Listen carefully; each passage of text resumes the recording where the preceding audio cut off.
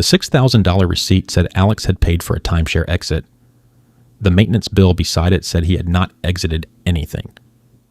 Both papers were on the kitchen table on a Tuesday night, along with a past due notice and a phone screen showing the resort owner portal. His name was still on the account. Same resort network, same annual points, same yearly obligation. 10 months earlier, a company had promised him this would be finished. Legal specialists, a completed cancellation, regular updates. They also told him to stop paying his maintenance fees because he would not be the owner much longer. He stopped paying. He waited. He sent messages. The last 3 came back as automatic replies. $6,000 was gone. The ownership had not moved. So what exactly had Alex paid for? To answer that, go back 8 years to the part where nothing had gone wrong yet. It started with a discounted room. Alex worked in logistics. His wife worked at a clinic. 2 kids, a mortgage, and a schedule where a real vacation was something they talked about more than they took.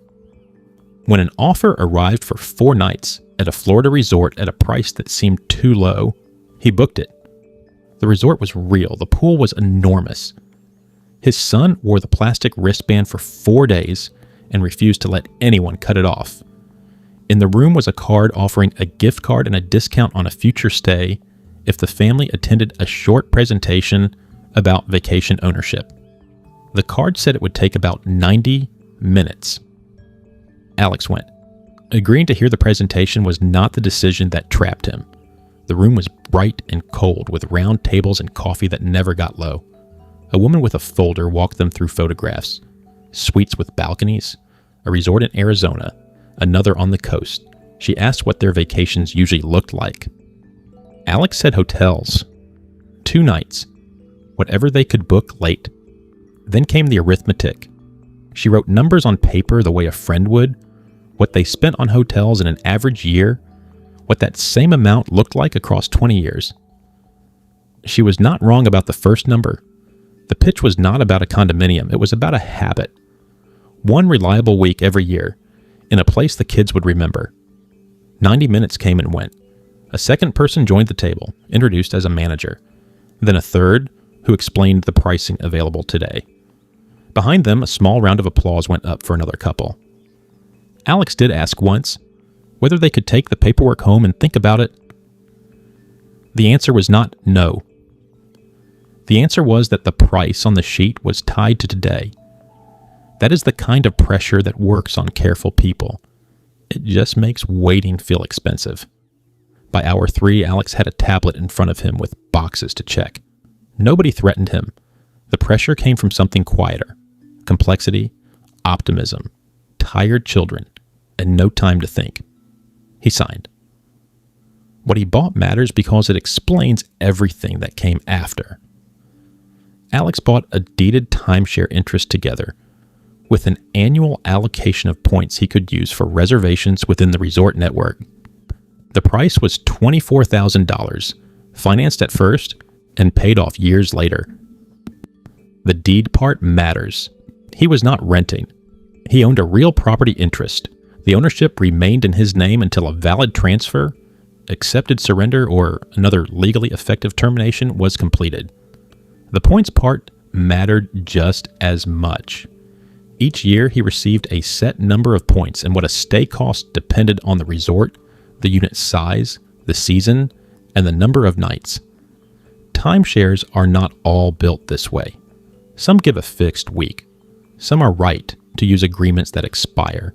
Some are vacation clubs, a different product entirely. Even among deeded and points-based agreements, terms differ. Alex had one specific version. There was also a second obligation, printed in the paperwork and mentioned briefly at the table. An annual maintenance fee. The first year, $950. For a while, it worked. The first year, they drove to the coast. The second year, they flew. There's a photograph from that trip on their shelf. 4 people squinting into the sun in front of a building he partly owned.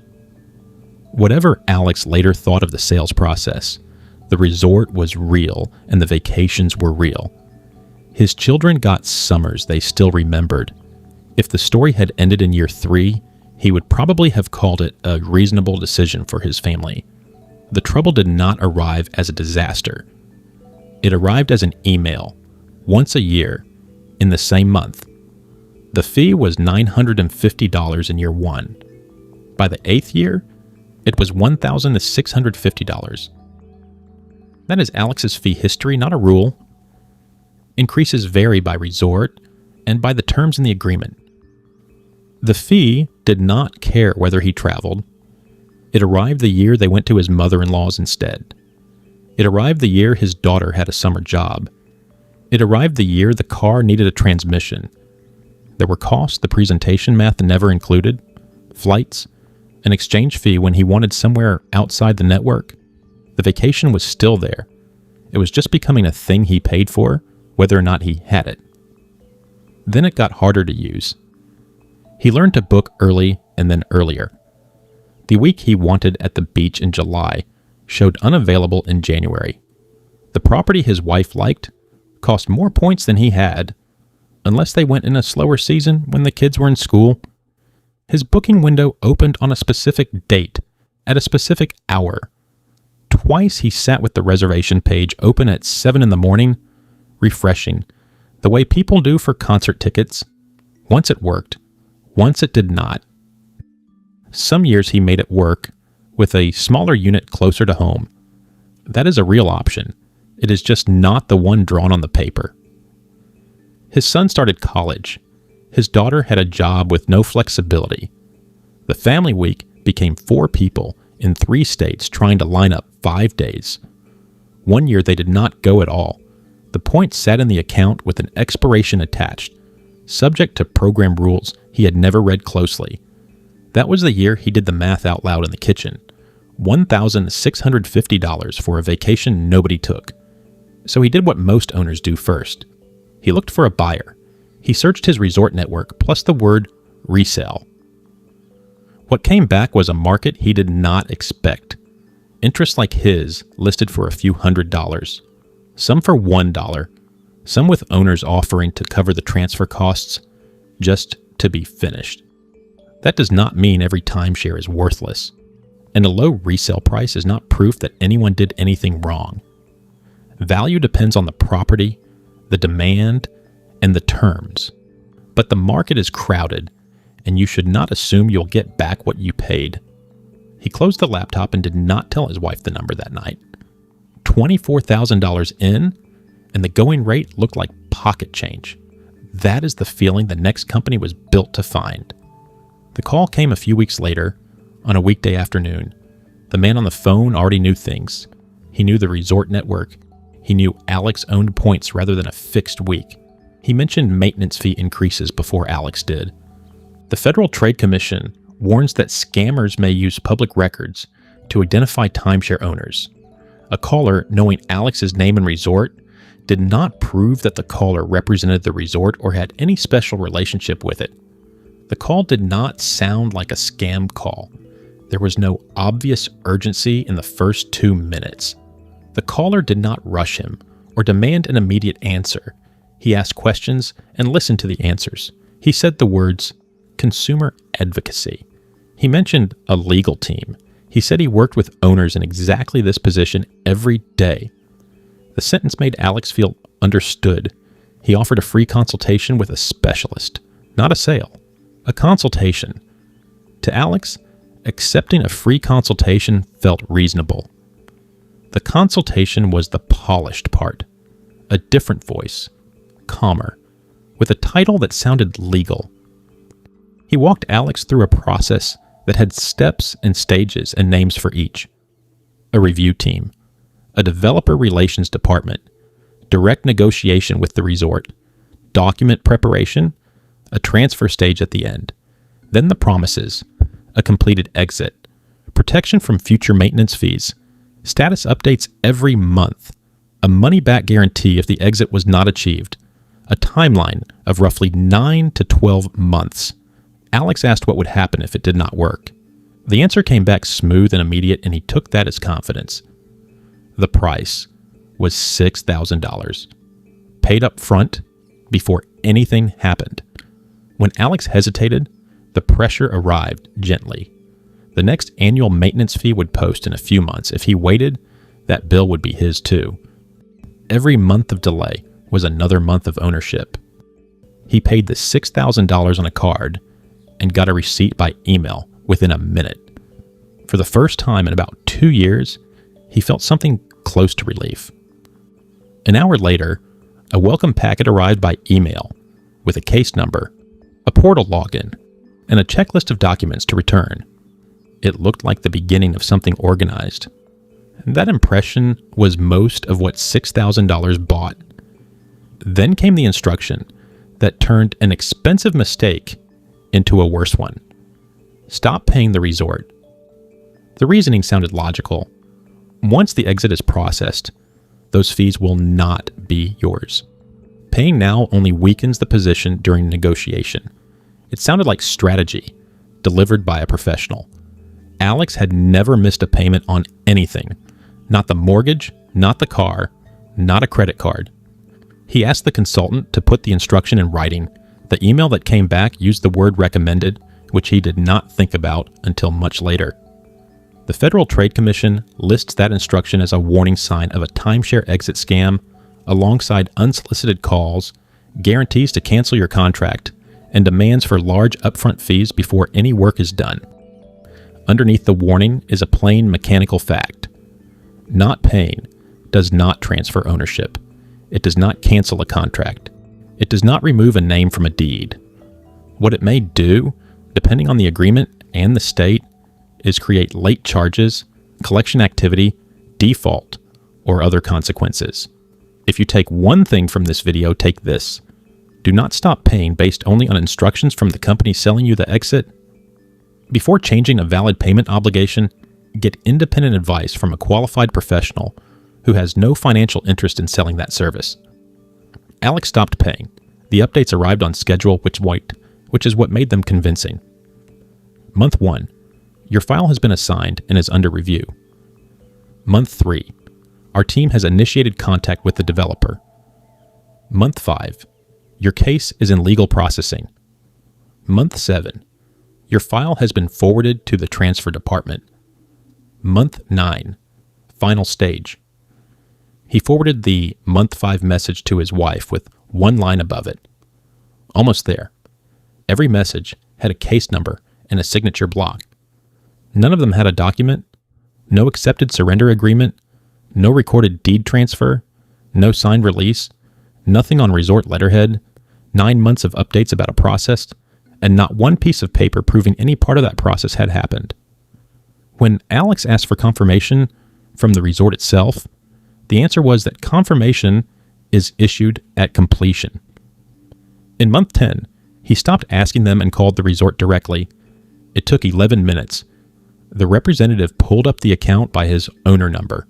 His name was on it. The status was active. There was no record of a deed transfer.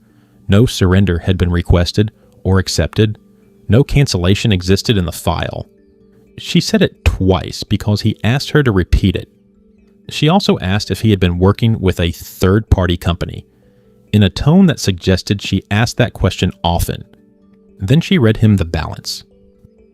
$1,650 in unpaid maintenance fees, $165 in late charges under the terms of his agreement, and a $50 account administration charge, $1,865, on an account he had been told he no longer owned. He wrote the number on the back of the exit company receipt because it was the only paper on the table with room to write on. He told his wife that night. She was quiet for a while, and then she asked the only question that mattered. Do we still own it? He had paid $6,000 for a result that did not exist, and the only thing that had actually changed in 10 months was that he now owed the resort more than when he started. He hung up and called the number he had been using all year. It rang through to a mailbox that was full. The consultant's direct line reached a general menu with no option that led to a person. His email that afternoon received a reply within 4 seconds, thanking him for contacting the client care team. That night, he read the exit contract properly for the first time since signing it. The advertisement had sold an outcome. The contract had sold an attempt.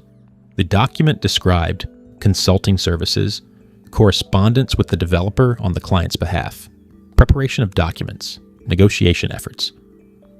The money-back guarantee was tied to conditions, timelines, and a claims process, written in a way that made the guarantee difficult to actually reach. Nowhere in the pages did the company commit to a completed transfer of his ownership. The word recommended appeared there too, inside a paragraph explaining that payment obligations remained the client's responsibility. Everything he believed he was buying had been said out loud, on the phone, by a man whose name he never saw again. Alex is fictional. The pattern is not. In April of 2026, a federal court in Missouri entered judgment against an operator of a timeshare exit scheme in a case brought by the Justice Department on behalf of the Federal Trade Commission and the state of Wisconsin.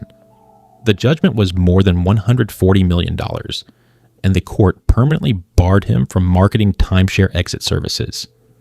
The court found that more than 11,000 consumers were harmed, and that people were induced to pay from $5,000 to more than $80,000 for promised releases that often were not actually provided.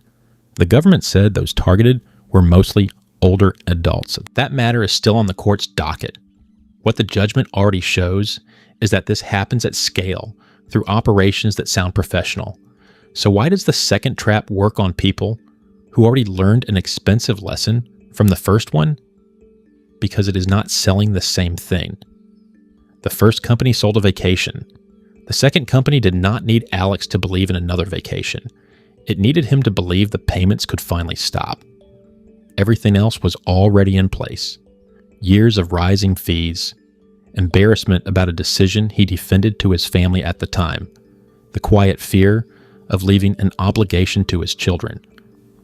State attorneys general have warned that exit sellers use that particular fear deliberately. A resale market that told him his $24,000 was gone, and the sunk cost logic that whispers that $6,000 more is worth it to close the door on all of it. Then a calm professional voice offers certainty with a deadline attached. Relief is a stronger product than luxury.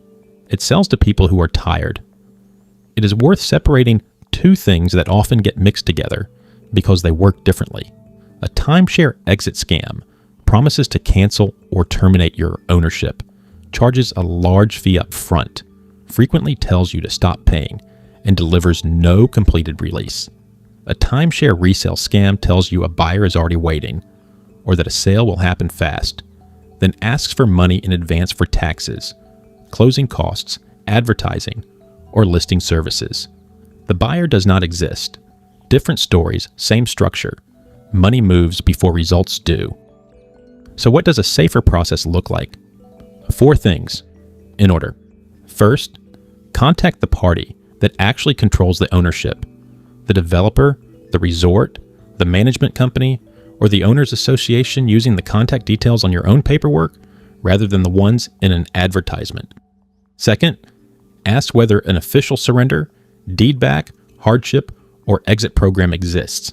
Ask what documents are required, whether the account has to be current, and whether they will send written confirmation once the ownership is terminated. Some companies do offer these programs. None is universally required to accept a surrender, and what is available depends on the property, the agreement, and state law. Third, if you are considering an outside company, verify it and read what it actually promises. Verify the company's exact legal name, physical address, state registration, and any professional license it claims to hold or that applicable law requires. Then put the written agreement beside what the salesperson said on the phone and see whether the two match. Fourth, do not pay large upfront fees, and do not stop valid payments based only on the exit company's instructions. And if you have already paid one of these companies, there are calm steps worth taking quickly.